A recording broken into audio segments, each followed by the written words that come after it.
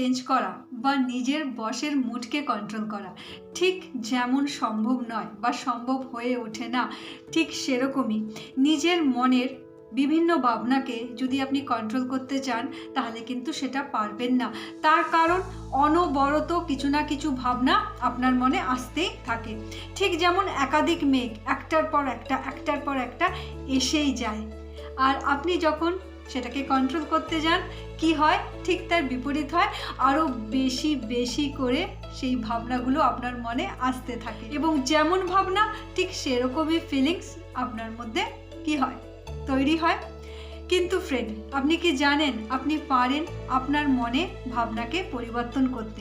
যদি এমন কোনো ভাবনা আসে, সেই ভাবনাটা আপনি চাইছেন না, আপনি তার পরিবর্তে কোনো কিছু ভালো ভাবতে চাইছেন, আপনি কিন্তু পারবেন সেই ভাবনাটাকে পরিবর্তন করতে।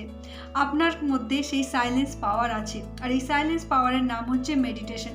আপনি যত মেডিটেশন প্র্যাকটিস করবেন এবং নিজের মাইন্ডকে যদি আপনি ট্রেন্ড করেন, তাহলে কিন্তু আপনি পারবেন আপনার ভাবনার পরিবর্তন করে কোনো ভালো ভাবনাকে নিজের মনের মধ্যে নিয়ে আসতে। হ্যালো বন্ধু, আমি সোনালি। আশা করি আপনারা ভীষণ ভালো আছেন, সুস্থ আছেন, মস্ত আছেন।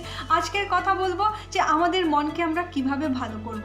তার কারণ আমরা অনেক সময় বলে থাকি যে আমি ভালো তো ভাবতে চাই, কিন্তু কেন ভালো ভাবতে পারি না।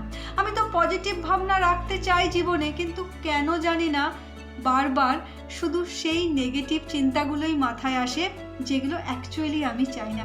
আজকের ভিডিও কিভাবে আমরা ভালো ভাবনা তৈরি করব আমাদের মনে। একবার এক শিষ্য তার গুরুজির কাছে যান এবং গুরুজিকে বলেন যে গুরুজি, আমি না ভীষণ উদাস হয়ে থাকি। আমার পাস্টে যা ঘটেছিল সেই ঘটনাগুলো মনে পড়ে এবং মনে করতে থাকি এবং আমি দুঃখী হতে থাকি। গুরুজি, আমি এর থেকে মুক্তি কি করে পাবো? আমি এই দুঃখ, আমার যে সারাক্ষণ এই একটা দুঃখ সারাক্ষণ মনের মধ্যে হতে থাকে, এর থেকে আমি কি করে মুক্তি পাবো? তখন গুরুজি সেই শিষ্যকে বলে যে তুমি তোমার এই যে ভাবনা, এই যে ফিলিংস, একে বদলানোর চেষ্টা করো না, বরং তুমি 3 মিনিট ধরে তোমার মধ্যে যে ভাবনা, যে ইমোশন, যে এনার্জিটা আসছে সেটাকে দেখতে থাকো।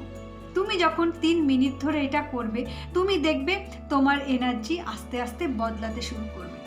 যদি তুমি পজিটিভ চিন্তা ভাবনা করো তাহলে তোমার এনার্জি আরও স্ট্রং হবে, আর যদি তুমি নেগেটিভ ভাবনা ভাবো, দেখবে তোমার এই এনার্জি আস্তে আস্তে ফিকে হয়ে যাবে, মানে হালকা হয়ে যাবে। তাই যখনই তোমার এরকম পরিস্থিতি আসবে, তোমার মনের মধ্যে এরকম চিন্তা ভাবনা আসবে, তুমি 3 মিনিট ধরে জাস্ট দেখতে থাকো যে তোমার মনের মধ্যে এখন কি ফিলিংস চলছে। এই কথা শোনার পর শিষ্য বলে, আচ্ছা গুরুজি, আপনি তো বলছেন মেডিটেশন করতে, কিন্তু আমি তো মেডিটেশন করতেই পারি না, আমার মন তো শান্তই থাকে না, আমি কি করে মেডিটেশন করব? আমি যত আমার মাইন্ডকে শান্ত করতে চাই, তত নানা রকম থটস আমার মাইন্ডে আসতে থাকে। তাহলে আমি আমার মনকে কি করে শান্ত করব, কি করে ফোকাস করব এবং কি করে আমি আমার এই ভাবনাকে পরিবর্তন করব? এই কথা শুনে তিনি বলেন, এটা পুরোপুরি একটা ন্যাচারাল প্রসেস। তার কারণ যদি মনে হয় যে আমি মাইন্ড থেকে নেগেটিভ থটকে বার করব, তাহলে এটাও কিন্তু একটা কি ভাবনা, তাই অজান্তেই আবার একটা নতুন ভাবনার মধ্যে ফেসে যাওয়া হবে। তাই ভাবনা থেকে কি করে আমি বাঁচবো সেটা না ভেবে, বরং এই যে বিচার আসছে, অনবরত কিছু না কিছু বিচার মাইন্ডে আসছে, কি বিচার আসছে, কখন আসছে, এই আসা যাওয়াটাকে অ্যাওয়ার হয়ে দেখতে থাকুন। যখন এই আসা যাওয়ার প্রসেসটাকে অ্যাওয়ার হয়ে দেখবে, অটোমেটিক মন শান্ত হয়ে যাবে এবং ফোকাসড হয়ে যাবে। বন্ধু, এই ইউনিভার্সে কোনো কিছুই পার্মানেন্ট নয়, সব কিছু বদলাতে থাকে। আপনি এই বদলানোর জন্য শুধু ওয়েট করুন। তাই এই মুহূর্তে যা ঘটছে এমন নয় যে সারা জীবন সারাক্ষণই একই ঘটনা ঘটবে। তাই যা হয়েছে বা যা হবে সেই জায়গাতে নিজেকে না রেখে আপনি এখন এই মুহূর্তটাকে নিয়ে ভাবুন। এই মুহূর্তটাকে ভালো করে তুলুন, সুন্দর করে তুলুন, বুদ্ধি দিয়ে গড়ে তুলুন। আপনি যখন এই মুহূর্তকে ভালো করবেন, এই দিনটাকে ভালো করবেন, আপনার অটোমেটিক আপনার কালটা ভালো হয়ে যাবে। তার কারণ কাল যা হয়েছিল সেটা আমরা চেঞ্জ করতে পারবো না, আর কাল যা হবে সেটা আমরা এখন জানি না, কিন্তু যদি আমরা আজকেরটা ভালো রাখি তাহলে কিন্তু কাল পরিবর্তন হতে পারে। তাই নিজের ভাবনাকে পরিবর্তন করুন, নিজের মনকে পরিবর্তন করুন, এবং এটা আপনি পারবেন। শুধু একটু দরকার, সেটা হচ্ছে কি না, একটু অ্যাওয়ার হওয়া।